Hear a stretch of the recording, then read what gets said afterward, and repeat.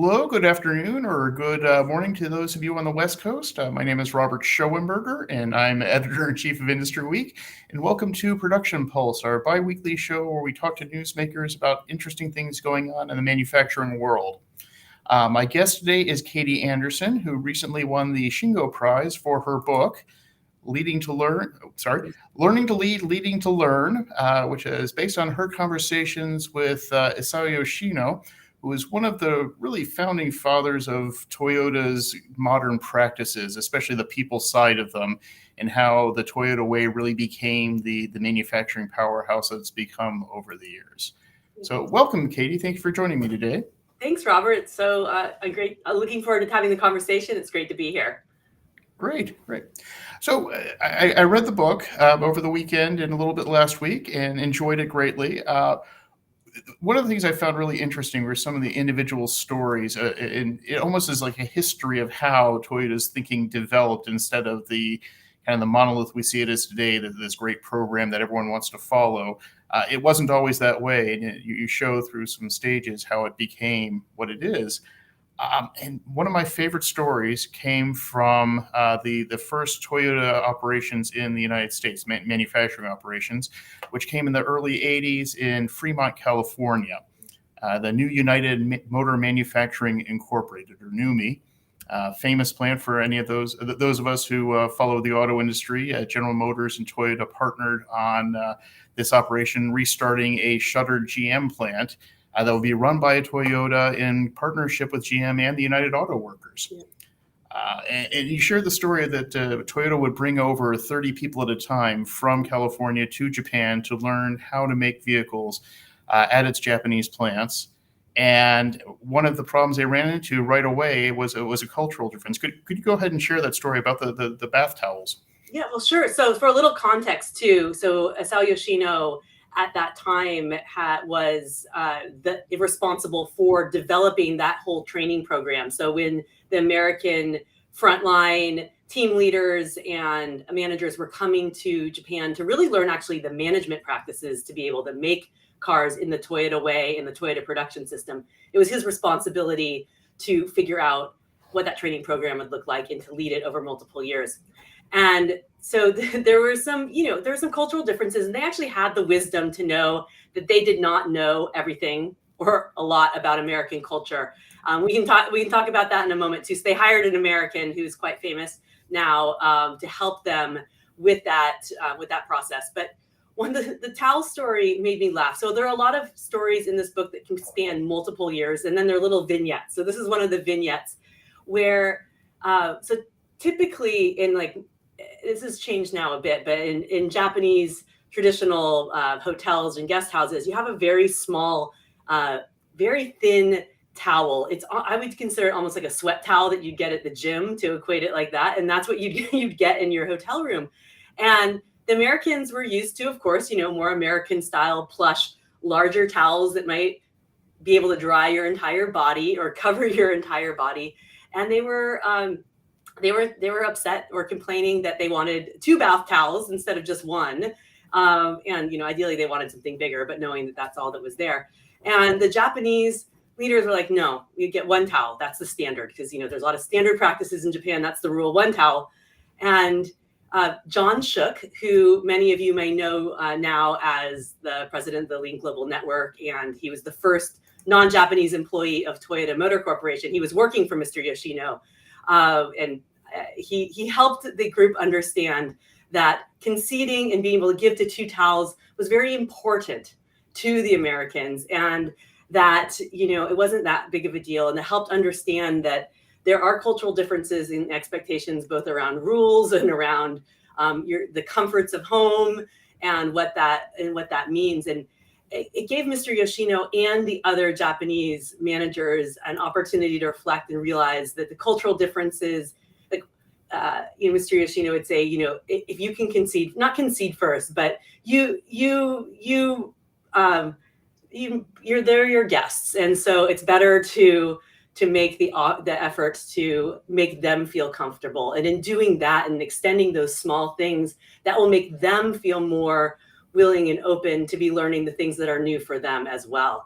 And so it's a really interesting small story about those how do you work with people across cultures, and how do you not make assumptions about the reasons why people are asking for something, and to really understand what's driving that, and that it's actually choose your places where you really want to hold firm on the rules, and where is it okay to make some adjustments. Just thinking back to that period of time in the early mid 80s, the idea, the American idea of what a Japanese business was like, and our view of the Japanese culture was the sense of this very rigid culture where things were a certain way. And you think of movies of the time like Gung Ho, and this fear that the Japanese would come in and tell us how to do things rather than this partnership. And NUMMI really did turn into a very interesting partnership where Toyota learned a lot about American practices, and American companies learned a lot about the Toyota way of doing things. I just wonder how much of that could have been derailed, that if very early in this process they had confirmed some of these stereotypes and said, no, you get one towel, and what would the worker experience have been had they not been willing to bend just a little bit and show that they were learning and teaching at the same time? Yeah, it was an opportunity for them to reflect on their own style as well, and realize that there were opportunities to be flexible. But really, I mean, the NUMMI story is such a prime example of how everyone had these strong relationships that in a 3-week period they were built. And Mr. Yoshino's goal for each cohort was that they left with a smile, even though it was hard work, and that they felt like there was something that they could do differently when they went back home. So that, to him, that was the sign of success. And cohort after cohort, that's what was happening. But I think what really was the transformative effort there is that they were connected on that human dimension, right? And so even though they couldn't speak the same language, but they were sometimes some cultural differences, they were working side by side and really showing how managers stepped in when people needed help.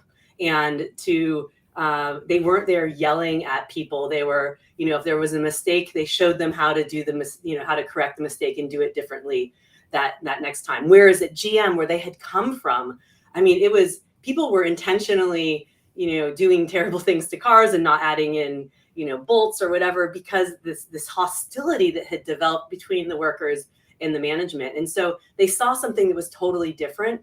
And that is what enabled NUMMI to change from the GM original plant to the worst performing to the highest performing in just about a year. It was really incredible. Now that plant, it operated continuously from the 80s until 2010. GM divested its portion during its bankruptcy in 2009, and Toyota eventually stopped production there. But it is now Tesla's Model 3, Model X plant. They're doing a couple different vehicles there. So it is still producing cars today, though under a very, very different ownership and different model. So it's a fascinating operation. Totally. And it's actually just across the bay from where I am located. And when Mr. Yoshino lived here in California, it was just maybe a 25-minute drive from my house. So we have some shared backgrounds as well, even though we come from different countries and different generations. So that brings me to the next story I wanted to talk to you about. There was a chapter in the book about Mr. Yoshino's first assignment living in America, where he was assigned to the San Francisco office. And it was a role that he had imagined himself being in this great leadership position. And instead he was put into a role where he was effectively supporting all of the Japanese engineers and executives coming over to work in the United States. So instead of, putting in strategic initiatives and things like this, he was finding ways to get kids into school or making sure there were dinner reservations made and something like this. And you described how he was very disillusioned by that initially, but was able to make a turn in his career. And I thought this was a really interesting kind of lens of thinking about the whole idea of the Peter principle, people being promoted to their level of incompetence, where if you find yourself in a new role where you're not very good, well, you stop getting promoted. But this could have been that, and instead it turned into something else, something very different. Can you talk a little bit about what happened to him there and what we can all learn from that? Yeah, so, and all of these experiences and my understanding of them evolved over multiple years of conversation with Mr. Yoshino as well. And there's a picture of us in January of 2020, when right before the pandemic hit, we were about to release the book. So he had a lifelong dream of moving to the United States, and actually had started studying English in high school and middle school, which was unusual because at that time it would have been the 1950s and just after the war. And he had this passion wanting to move to the United States. So this is like multiple decades of a dream finally realized, and he's given this opportunity to move to San Francisco, and he had such high hopes for what his role was going to be. And as you said, it's like he describes it like he was a gopher. He's getting cats out of trees and making reservations, and he was pretty down in the dumps. He described, it's like really frustrated. He had a small team working for him as well. And then he said he had this realization over, probably a few weeks' time that he had this assignment, and it was another 2.5 years. And he could either just like go through the motions and be really unhappy, and or he could shift his mindset and think about the positive opportunities that came from this role, and to do something that he learned from the Americans who were coming to NUMMI, which was to make yourself the best person you can, like judge yourself against yourself, not against others. And so he set a goal for himself. He was going to be the best, liaison director in the world. And so, as he called, the best gopher in the world, the best jack of all trades. And so he was like, I'm going to embrace this. I'm going to give the most amazing customer service to all of the executives who ask me to do what are seemingly mundane tasks. And he challenged his team to be the best, as well. Do the best that you can, have your clients and your customers be wowed by your service. And that mindset shift really helped him. Like, he got more fulfillment from the job and actually resulted in better outcomes for himself too. He was ultimately asked to stay for another year, and it led to greater career opportunities at Toyota because he created relationships with all of these Toyota executives who were passing through the United States, in San Francisco on their way to other places, that then led to greater opportunities in his career as well. So when we can, things aren't, we can't always shape our situation, like the environment around us, but we can shape how we respond to it. And often that will help us have a better experience, but also can result in things that we never thought would be possible, when we can get out of that sort of negative feeling as well. And that sort of looking at the positive has been something that he's then tried to inspire in other people throughout his whole career in life as well. And even from that whole corporate strategic principle, feeling that you're not doing anything of value to the greater company, that changed as well, because once he started getting more involved with the community, for example, he found he had better access to the right people. There was a minor moment in his time there when someone asked if he could arrange a meeting with a U.S. senator. And, well, yes. He hadn't thought of that before. That wasn't something he could do. But after he changed his mindset and really got involved with everyone in the region, he did have those connections. He did have the ability, and that did help Toyota get in front of the right people at various times. So it wasn't just a matter of him feeling better about himself. The company benefited as well. Absolutely. And this is something that he had to make that shift for himself. But I think how powerful if we as leaders and managers can help people understand the greater purpose of their role, and how that, there might be a description on the paper, but that there's greater opportunity as well. And so when we can all lead with that mindset of being connected to a greater purpose and opportunity, we achieve so much more. So final vignette here, and something that really hit close to home for me was his next assignment in Nagoya, where he came into a department, human resources group that was very well run. He kind of came in and saw that they didn't really need anything to change. They had good people in place. They were doing their jobs competently.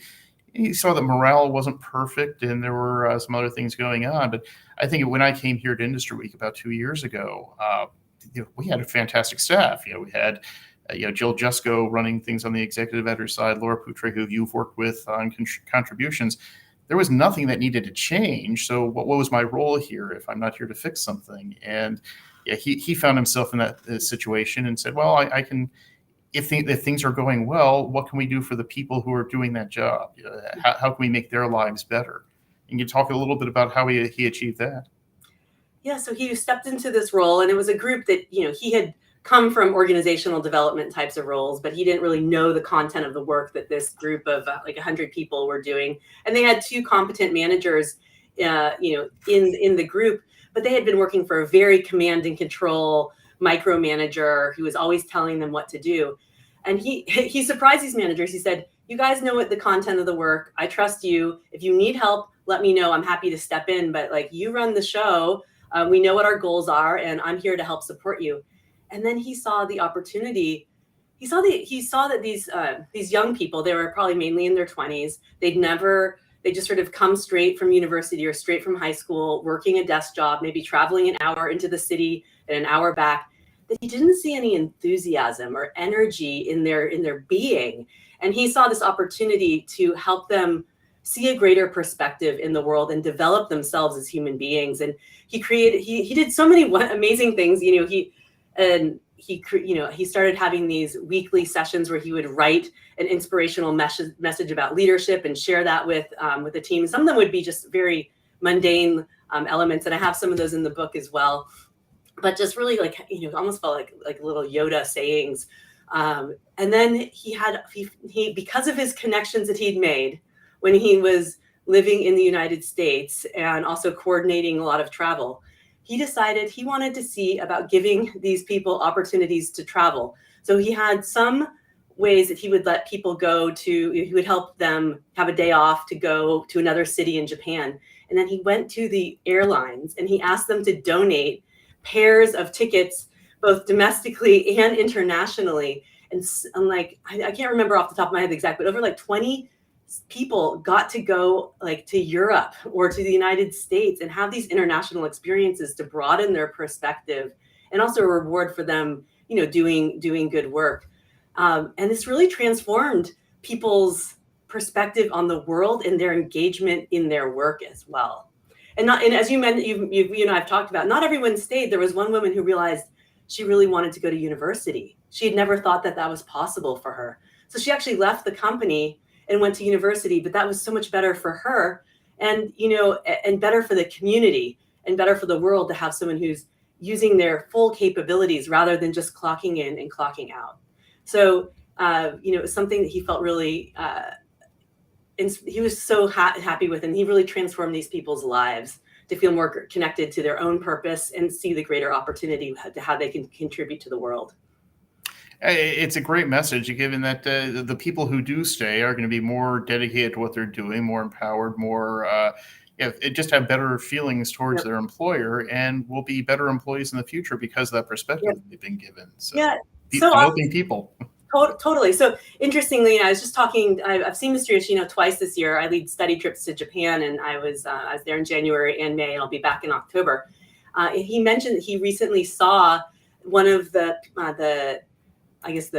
people who was able to go on these trips, and he ended up having a very senior role at Toyota. And this man was talking to him about how grateful he was for that experience. And it was only 10 months that Mr. Yoshino was in this management role, but how transformative it was for his life and his career as well.